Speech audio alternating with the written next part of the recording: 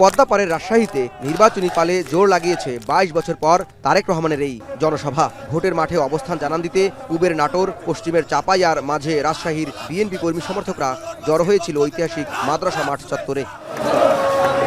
মাদ্রাসা মাঠে হাজির হবার আগে তারেক রহমান নগরীর দরগাপাড়া এলাকায় হযরত শাহ মখদুম রহমতুল্লাহ আলাইয়ের মাজার জিয়ারত করেন। এরপর বাদ জোহর মুক্তমঞ্চ হয়ে প্রবেশ করেন সমাবেশের স্থলে।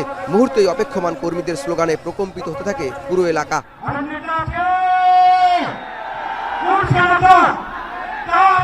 মঞ্চে উঠে দু প্রান্তে হাত নাড়িয়ে অভ্যর্থনা গ্রহণ করে রাজশাহী নিয়ে 22 বছর আগের স্মৃতিচারণ করেন তারেক রহমান আর প্রতিশ্রুতি দেন সরকারে এলে পদ্মা ব্যারেজ নির্মাণ সহ বরেন্দ্র প্রকল্প চালু করার। পদ্মা ব্যারেজের কাজ আমরা শুরু করব, বরেন্দ্র প্রকল্পের কাজ আমরা শুরু করব, 10,000 টাকা পর্যন্ত কৃষি লোন মৌকুফের কাজ আমরা শুরু করব।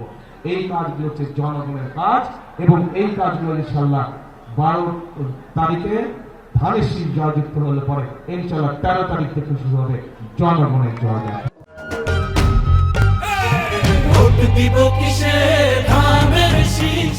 বৃহত্তর রাজশাহীর ভাগ্য উন্নয়নের আশ্বাস দেওয়ার পাশাপাশি একটি মহল ভিতরে ভিতরে নির্বাচনকে ক্ষতিগ্রস্ত করার ষড়যন্ত্র করছে বলে অভিযোগ করেন তারেক রহমান।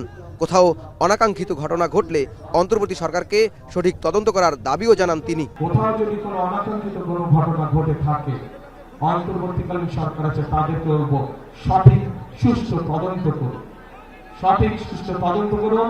সেই তদন্তে যদি বিএনপির কোনো ভূমিকা থাকে সঠিক তদন্ত করার জন্য আমরা সহযোগিতা করব, সাহায্য করব।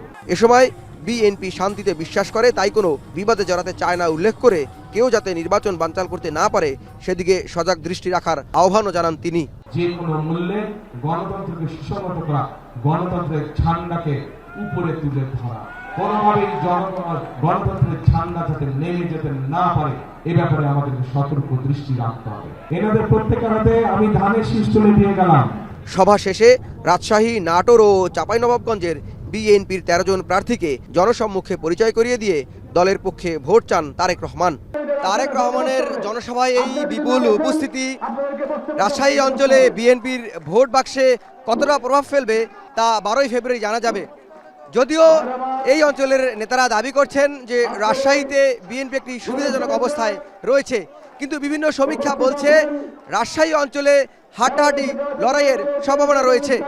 সবকিছু ছাপিয়ে নির্বাচন পূর্ব বিএনপির শীর্ষ নেতার আগমন এই অঞ্চলে বিএনপিকে ভোটের মাঠে বিশেষ সুবিধা দেবে বলে মনে করছে এখানকার নেতাকর্মীরা। রাজশাহীর ঐতিহাসিক মাদ্রাসা মাঠ থেকে জাওয়াদ মাহমুদ, এখন।